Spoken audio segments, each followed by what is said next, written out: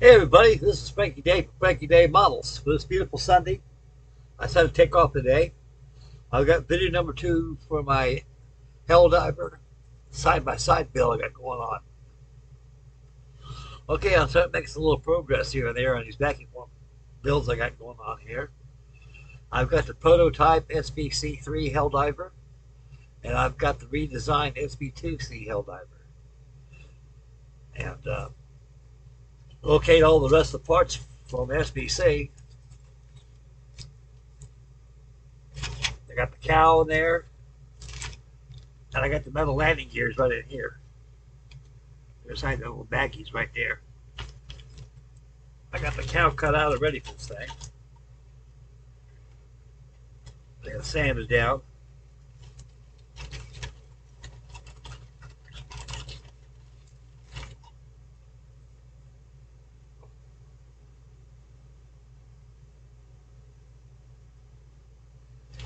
Now, how about the airplane? I'm glad you asked.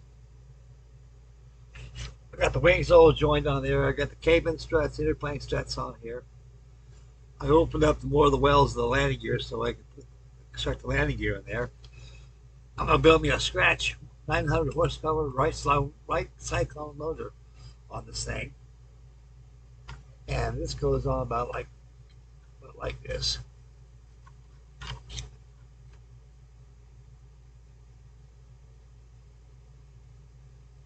Then I'm going to go ahead and sketch building the canopy and everything, the cockpit side there.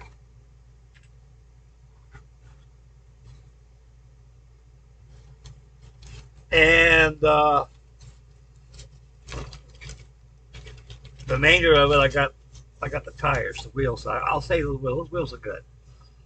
I may have to cast. I think I lost one of them because the age I had this airplane for a long time. This is the 1970s. I bought this back in 1977 when combat vacuum forms really started to make a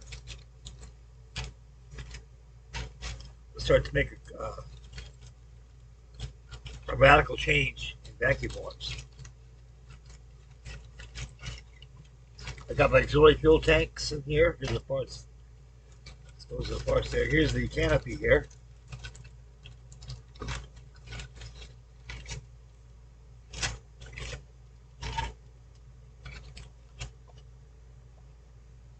They can be cut out individually, depending on how much detail you want to do. I'm going to go ahead and probably cut this off from here, over here, and join them in this way. Very easy to mask off the paint. Otherwise, go ahead and just put them on just like as an entirety right there, showing the plans.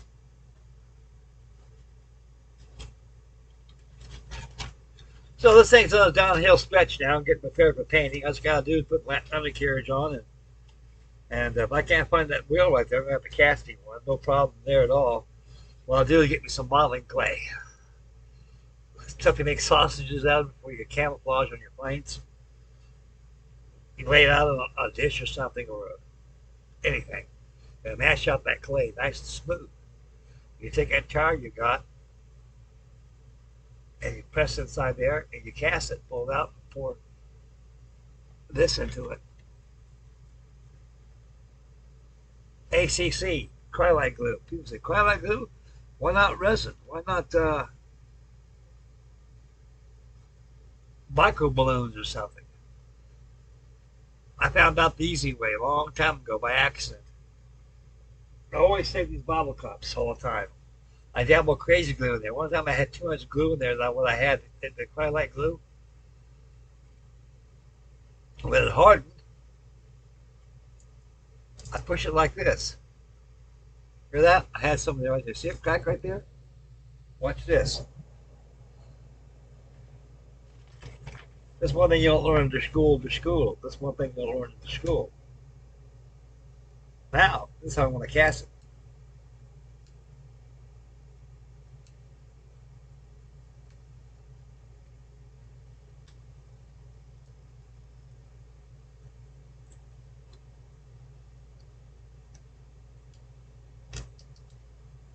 Should pop out of there. Normally, the things just fly right out of there. Let's keep a little more here. This might be a lost effort here. But when anyway, when this stuff dries, it pops right out. I just haven't got a good nibble of this thing yet.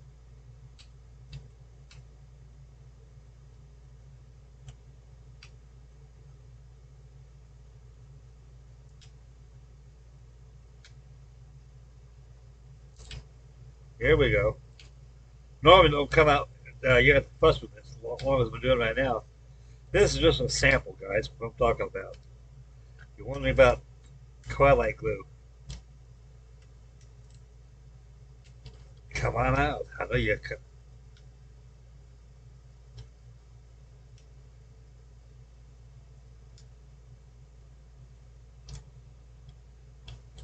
There.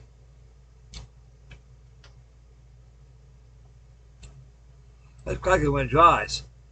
What I'm going to do, I'm going to take that wheel of mine, I'm going to press it in that modeling clay to make a perfect mold. I fill that mold up with twilight glue. I just pop it out, glue it on there, because I lost it. Funny thing about it, this thing's almost the same size as the wheel I'm losing. I might be able to use this. I don't know. We'll see. Anyway, it's just messing around, guys. It's just horse playing. I wouldn't suggest doing it, but I learned on my accident one time, as I say. This stuff probably works like resin. If it hardens up to the natural state, I might be able to use that as a piece to cast a mold in. So that's going to be an experimental purpose. Anyway, cowling. You got your, how many blades props this thing got? 3? Yeah. 3-blade Hamilton standard prop. You got your oleos for your landing gear. The props come with 3 blades. The spinner, I think it's there too.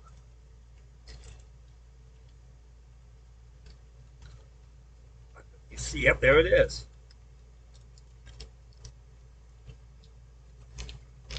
Right there. That's the spinner. You got 3 little flat spots where that white metal fits on there. So I got those parts put on there. I want to put them over here and do so I know where they're at. I had that TBD done today, and we'll get a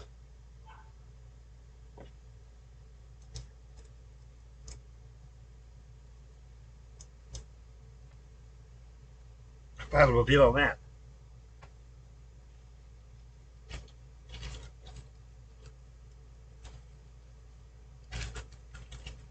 Put this over here. Right next to the Memphis Bell. That does even better. Okay, I got the wings, top wings joint on this thing. And I got the cuffs on here. You got to put cuffs on here. You got cuffs right here that fit around the cabin struts. I was debating about cut this off all the way up to here like this. An accordion, it folds up like an accordion. I was going to make that out of cardstock, out of paper. 60 weight cardstock. Be 80 pound, 60 pound cardstock. I can make my car models out of. I said, no, hell with it, Mike. Just go ahead and leave this part here open so you can reveal the tail gun and radio operator's department. What a radical change from this to the SB2C. This thing came out in 1935.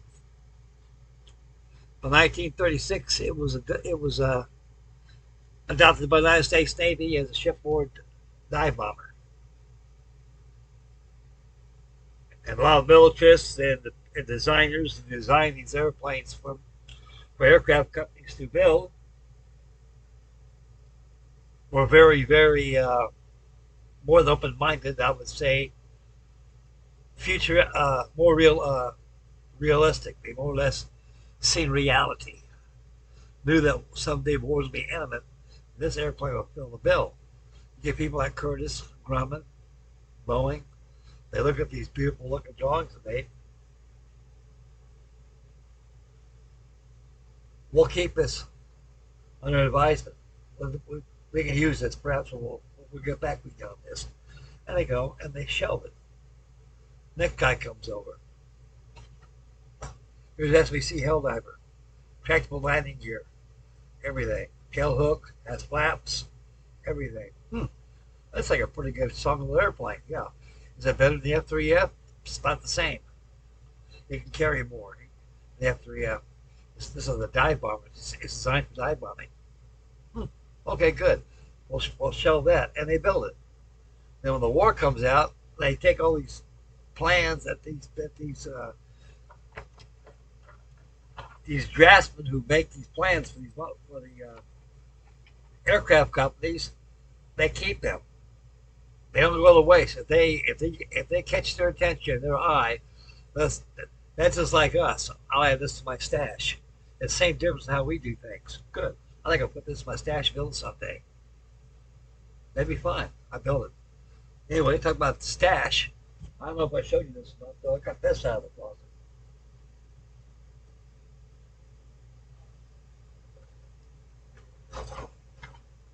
It's my Aurora SBC-3 HELLDIVER. I use this model here for reference. Make parts for this here. I got plenty of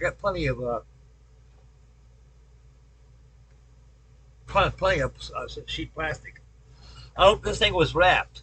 I bought 2 of them one time. I built one back in 1960. Matter of fact, I bought both of these back in 1960 when they first came out. And they cost. There you go, 98 cents. See the big 98 right there? You got the dash number. You got the serial number 117-98. That's how much they cost back in those days, 98 cents. You got to cut about 2 or 3 lawns to just be able to get 98 cents to buy one of these things. Us old folks remember that stuff. They don't do that no more. Okay. The SBC-3 HELLDIVER never gave the Navy any symmetrical problems at all.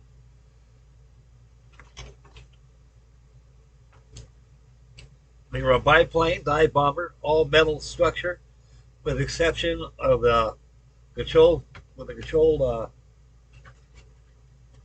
surfaces that they were all fabric. Little fellow right there. I see a little scratch right there.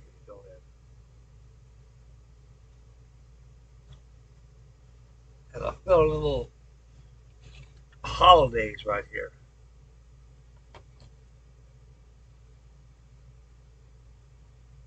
Be surprised what light does.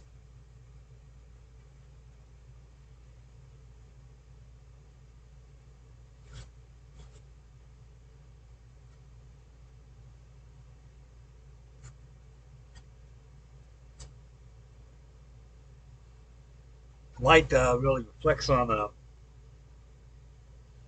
blemishes like that. You can see, just like that. That's smooth now. Nothing wrong there. So I went ahead and just smeared on a little bit of that my filler right there, let it dry, and come back, wet, dry, sand it, distribute that coat of primer.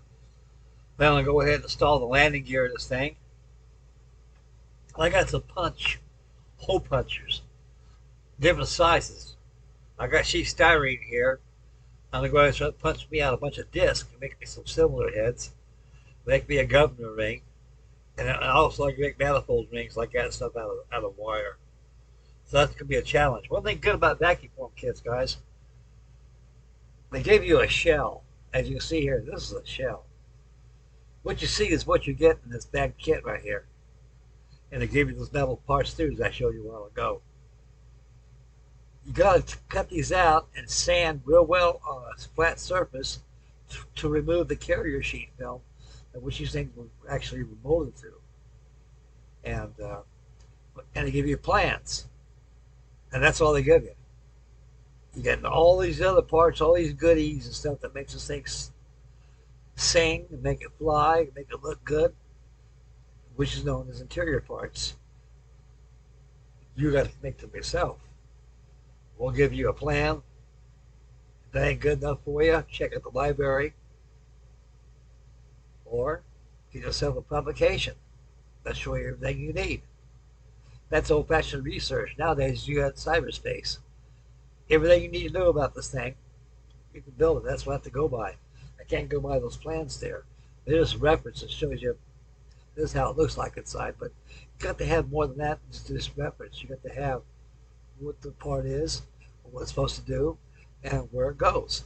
That's all about scratch building. Anyway, I'm trying to say, guys, this is the elementary step into scratch building. Once you learn how to build vacuum form kits, you can build anything.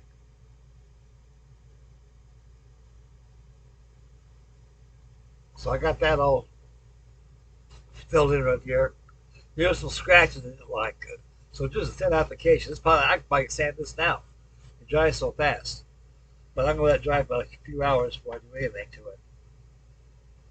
A lot of people use all kinds of fillers out there. There's all kinds of good fillers out there, guys. There is. This suits me the best. The spot filler. Works very well. Now there's one filler out there, stay away from. I've personally had a lot of bad experience with it. And a lot of modelers had bad experience with it. This is back in the 1970s. And it's called Green Magic. It comes about the size of this tube here. It's green filler. And it's green color. And it takes ages for it to dry. I mean, I'm telling you, you'd be like this going, oh, God, I wish I think it dries. I can sand it down. I got to get some pennies out on it. Well, forget that. Forget the knuckle tapping because it don't work. It takes almost 24 hours or a little more for that filler to dry. Just think about it. When you got to put that application filler in that model again after you sand it down, it sounds really easy. It really does. But it's a time, which is aggravating.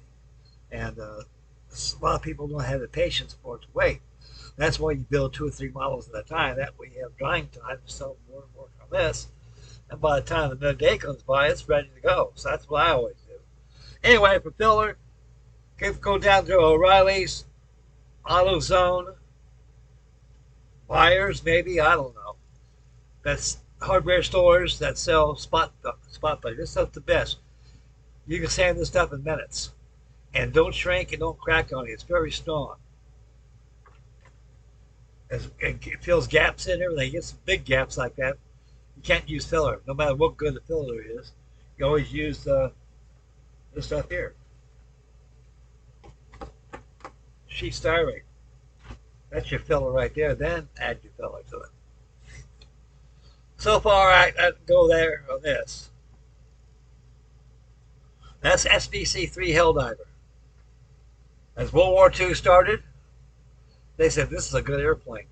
Something's got to be done about it. We're already on it. Oh, really? Yeah. We got to redesign the whole airplane over again. Oh, really? Let's take a look at the plans. Take a look at the plans, and this is what you get.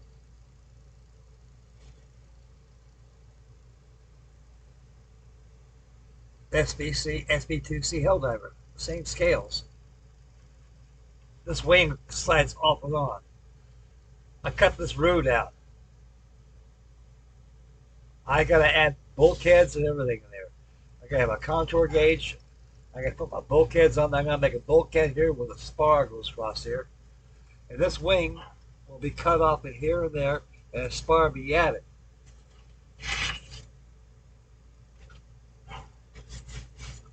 That way you can adjust your wing and add your spar in there, and add sheet styrene in there for your cockpit floor, and go onward. I got the stabilizers all through there. I got a spar, 2 spars I ran through there. I cut out sheet styrene. I got those spars all cut out right there, and I got them coming through here. So you can tell how big the SBC and SB2C HELLDIVER is.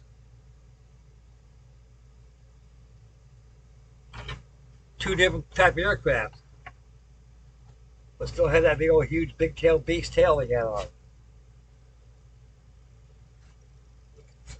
They had a lot of problems with the HELLDIVER when it first came out. SB2C. Like that of the TBD Devastator torpedo bomber, it had a 900. It had either a 900 or 1,000 horsepower white cyclone motor. The biggest problems of these things are they're good on a land base. We got a very, very long runway to take off, and the tail will rise up, and pretty soon you'll be able to get off the ground. Well, you're on a pitching rolling deck of an aircraft carrier. You got about 3, maybe 400 feet of runway. That's all you got. You got to have a lot of power. Plus, you're carrying bombs or mines in this thing. It takes a lot of horsepower.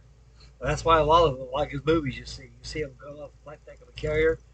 You see them go down, and pretty soon they start dipping and dipping and dipping and dipping. Sometimes they hit the water, and then they'll start coming up. That's because of under horsepower. Then they went ahead and put a 1200 horsepower right cyclone motor in it. It had more horsepower. It got up. And that problem didn't stop there. They had a lot of structural problems with the undercarriage. They had to redesign the shock absorber system on the undercarriage. Even the tailwheel jacks came off the tailwheel blister. Well, the tailwheel goes down, the deck would plop down on the deck like that. If you hit a resting hook, it would snap off. And they had to redesign that, which they did. They redesigned the horsepower. See, they didn't have. See, during war, you don't have check, recheck, and check, and recheck, and recheck, and keep on checking. I say rechecking, I said checking. All the time. Landing. Also, working the bugs out of these things in war. They got one guy that flies it, so what do you think? It's a good airplane. I said, we'll know more once it goes in the service, which they did. They got an airport.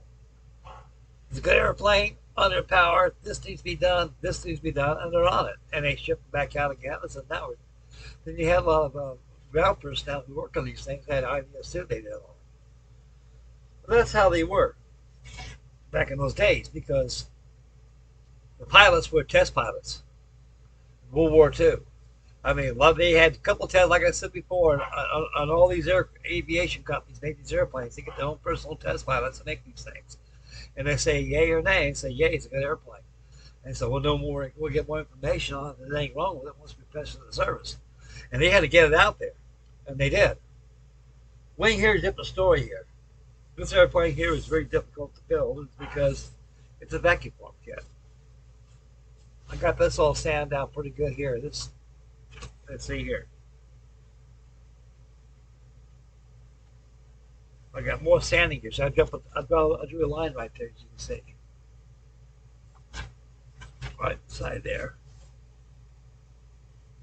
You got to cut this out more. This got to be cut out too, so it pairs over the wings. This side here is a tick mark. I chased out the landing gear. I got to cut out the whole landing gear. When I build that spar, I can build that spar because right through here, and we'll have no one right through there. That way I can be able to attach a landing gear, another carriage to it. And this is going to be gone anyway because I got to be able to get the dihedro. You just can't put it flat. It looks like one of those U-control jobs you fly, plastic PT-19. That's what puts me in mind of the PT-19 wing. Anyway, that's got to be removed. And the spars there will keep it in shape. So I got the plans here. I can make the spar of the plans how it goes. Then glue on the fuselage, via fuselage into the wings. Then when I take the top wing and put it on, then it will slide on just like on the HELLDIVER. Each wing is going to look like this. That way, I can be able to slide it in there for the spars. You guys get the point.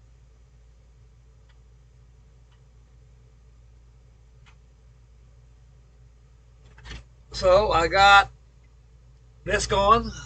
We're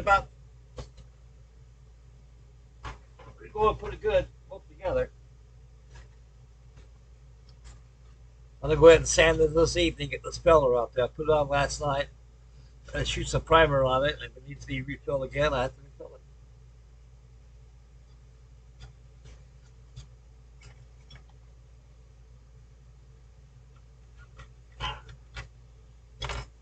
Yep.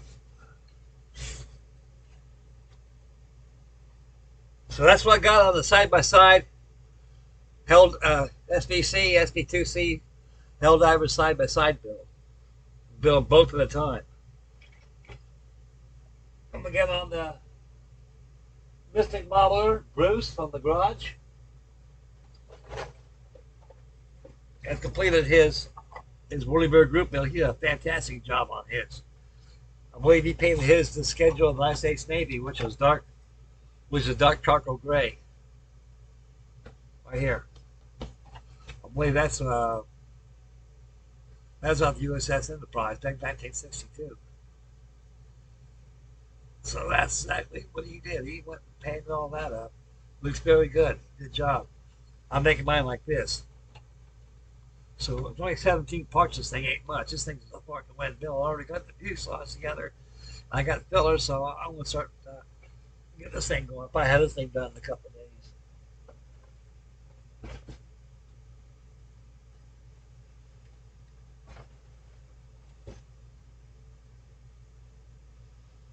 Alrighty then. At this video, I got another one for you on the P-38. So stay posted for that.